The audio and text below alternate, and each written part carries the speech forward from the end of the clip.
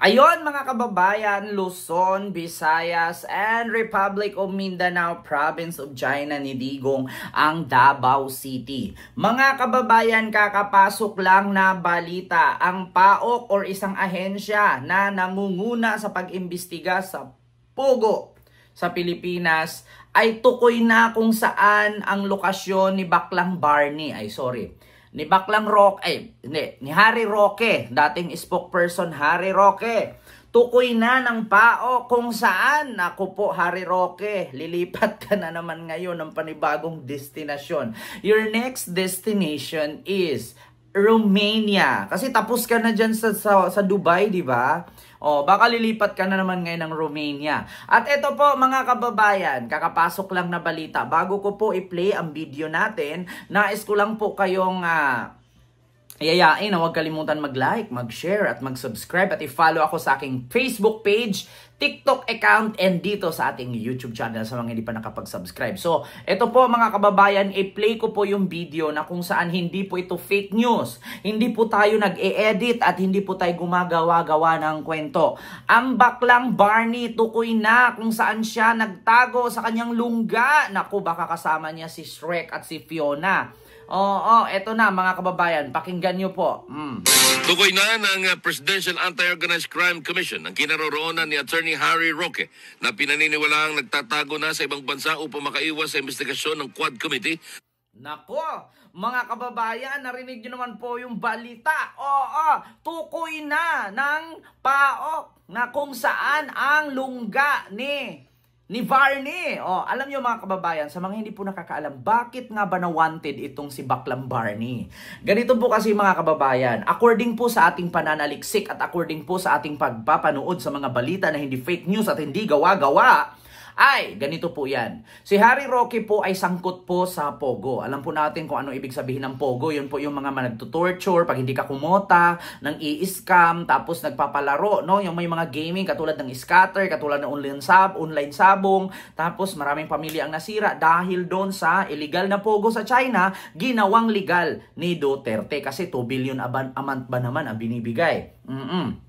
So ngayon mga kababayan, naimbestigahan at kasali sa imbestiga itong si Harry Roque kasi nakita po doon nung ni-read sa Purak, Pampanga ang naturang pangalan ni Harry Roque at ang kanyang mga flight. Nandoon sa opisina sa Pogo sa Pampanga. At bakit mayroong mga schedule at mga papel si Harry Roque na nandoon? Yun pala, ang Pogo ang spender ni Roque or di kaya yung kanyang tawag dito, yung sponsorship na kung saan siya lilipad, saan siya gugora. Kasama ang kanyang harbat, na si De La Serna.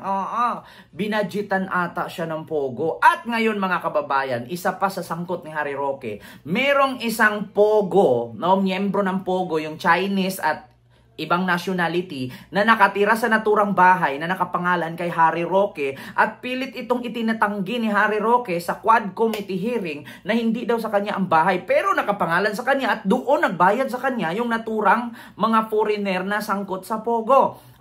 At eto na mga kababayan, bukod sa bahay na kinasangkutan ni Harry Roque ay pinaimbestigahan ng Kongreso at ng Quad Committee hearing na kung saan bakit milyon-milyon ang pera ni Harry Roque na pumapasok sa kanyang bank account. At ito ay inimbestigahan at hiningian ng dokumento si Harry Roque kung saan ang galing ang kanyang milyon-milyon na pera na hindi niya napaliwanag at ito'y tumakas. At wala pong kinalaman ang Bureau of Immigration sa pagtakas ni Harry Roque kung bakit nakalipad ito at papunta ng United Arab Emirates or UAE.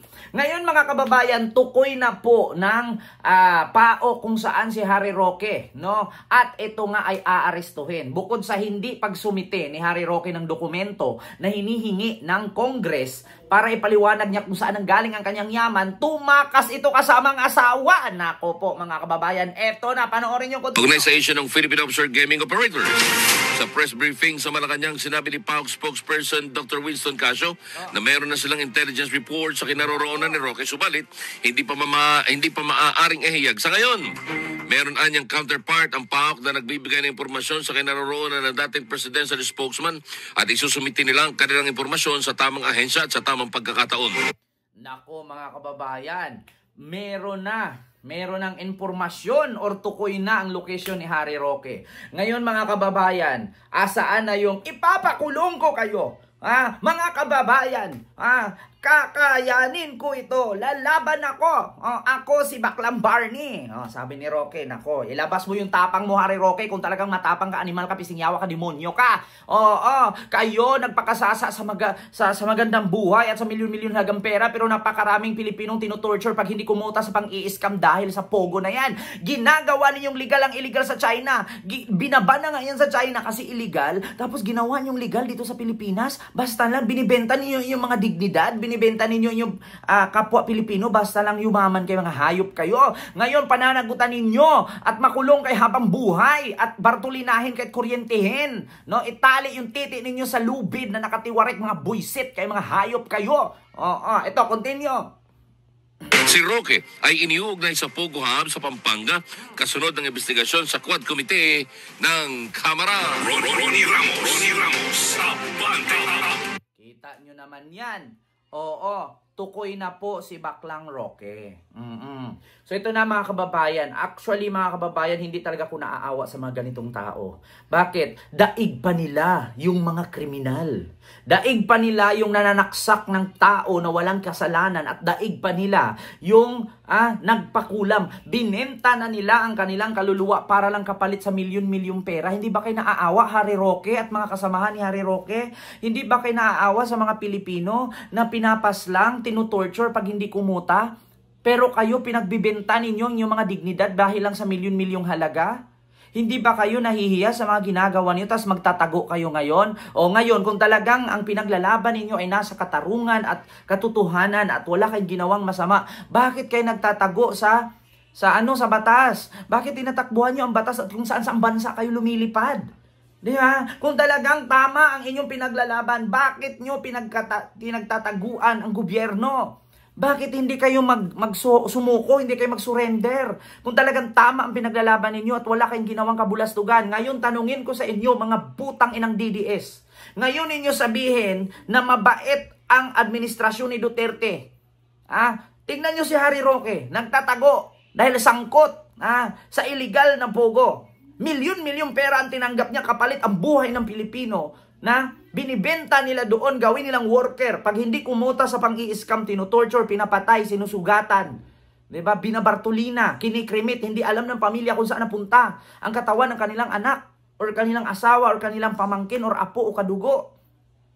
Tapos, itong mga opisyalis na to, nagkakamilyon-milyon ang halaga na tatanggap nila buwan-buwan. Tapos hindi nila mapaluwanag kung saan nanggaling. Tapos sabay tatakbo na sila, tatakbuhan nila ang batas. Tapos sasabihin ninyo na ang pinaglalaban ninyo ay mabait at tama ang mga Duterte.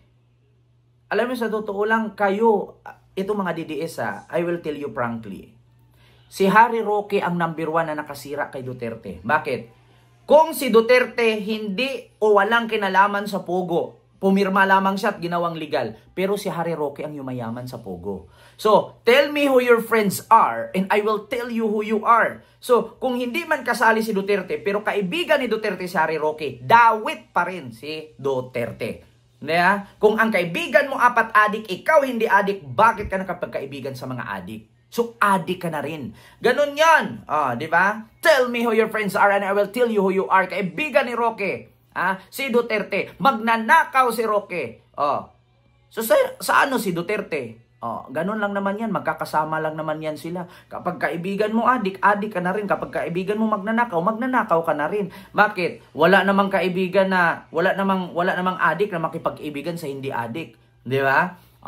Wala namang magnanakaw, makipagkaibigan sa mga hindi magnanakaw. Siyempre, makipagkaibigan dyan sa mga magnanakaw. Bakit? Sila lang nagkakaintindihan. Ngayon, kung hindi totoong magnanakaw si Harry Roque at kung hindi totoong tumatanggap siya ng milyon-milyong halaga mula sa Pogo na illegal, bakit nagtatago siya? So ngayon mga kababayan, kayo na lang pong humusga. Ito lang pong masasabi ko mga DDS. Si Roque ang sample sa mga DDS na sinungaling, magnanakaw at kurakot. So yun lang mga kababayan, maraming salamat and see you next vlog. God first. Thank you.